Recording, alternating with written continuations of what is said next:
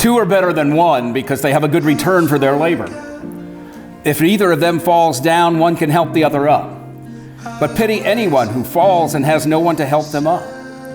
Also, if two lie down together, they will keep warm. But how can one keep warm alone? Though one may be overpowered, two can defend themselves. A cord of 3 strands is not quickly broken.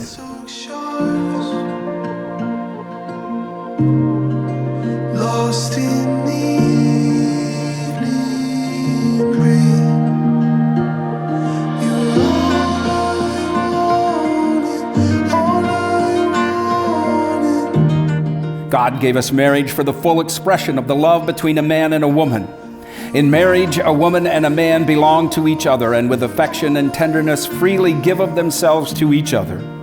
God gave us marriage for the well-being of human society, for the ordering of family life, and for the birth and the nurture of children.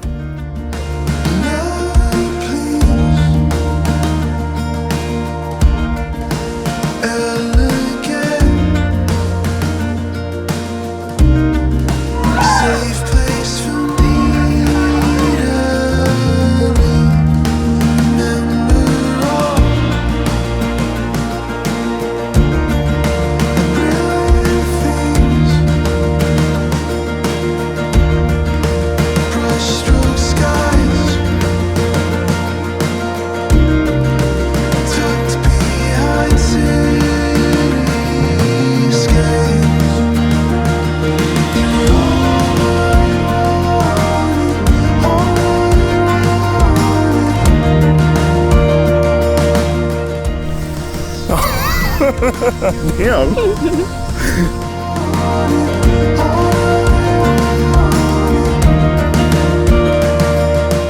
God gave us marriage as a holy mystery in which a man and a woman are joined together and become one, just as Christ is one with the church. In marriage, husband and wife are called to a new way of life, created, ordered, and blessed by God. And this way of life must not be entered into carelessly or by selfish motives, but responsibly and prayerfully.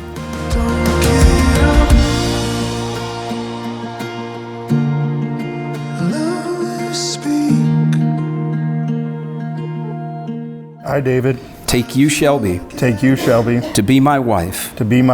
And I promise, before God and these witnesses, to be your loving and faithful husband, in plenty and in want, in joy and in sorrow, in sickness and in health, as long as we both shall live. I, Shelbi, take you, David, to be my husband. And I promise, before God and these witnesses, to be your loving and faithful wife, in plenty and in want, in joy and in sorrow, in sickness and in health, as long as we both shall live.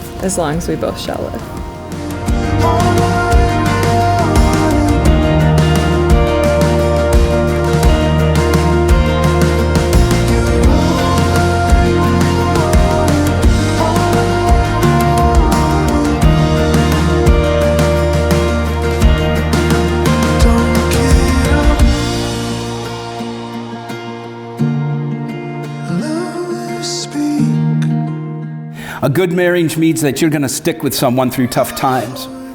To put someone else's needs ahead of your own, man, that's really love. That's not always easy to do.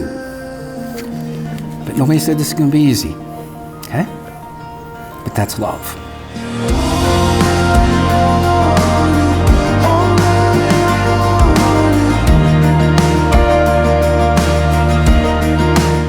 So now, before God and in the presence of this congregation, David and Shelbi have made their solemn vows to each other.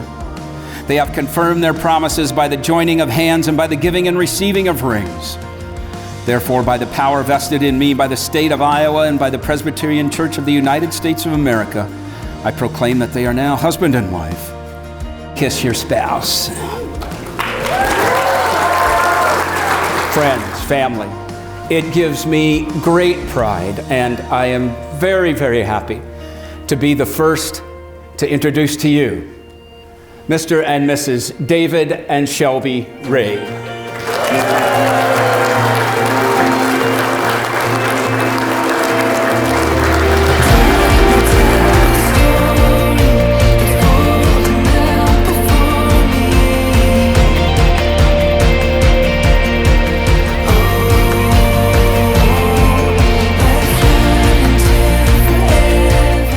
I know the two of you can work through anything together. Always remember to keep cooking yummy food for each other, go on date nights, watch Old School together, and lastly, if at first you don't succeed, David, try doing it the way Shelbi told you to do it. A few things that I could give you on advice for the marriage is to just always communicate. Don't let your emotions play aside. Be transparent with everything you say. Be fruitful and love each other, and always date.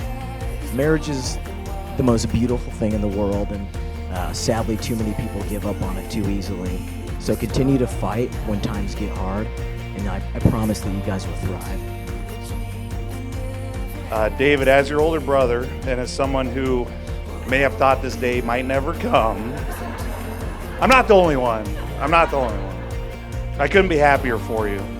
Shelbi has made you a better person, man, uncle, and now husband. But one thing I do know is you're definitely happier. Shelbi, as your now brother-in-law, I want to tell you thank you. Thank you for all that you've done for David, putting up with him. Thank you for being an Aunt Shelbi before officially being an Aunt Shelbi to both my children. When I first met Taylor, one of my favorite things about him was how important his family was to him. It didn't take long for me to realize that his sister was one of his favorite people, and he would do anything for her. It's the Niederhoff tube test. And if you don't know what that is, get somebody with a speedboat and hook a tube behind it. He flunked. Shelbi is one of those people you want in your corner. She is loyal, and if you are lucky enough to be one of her people, she will be there for you.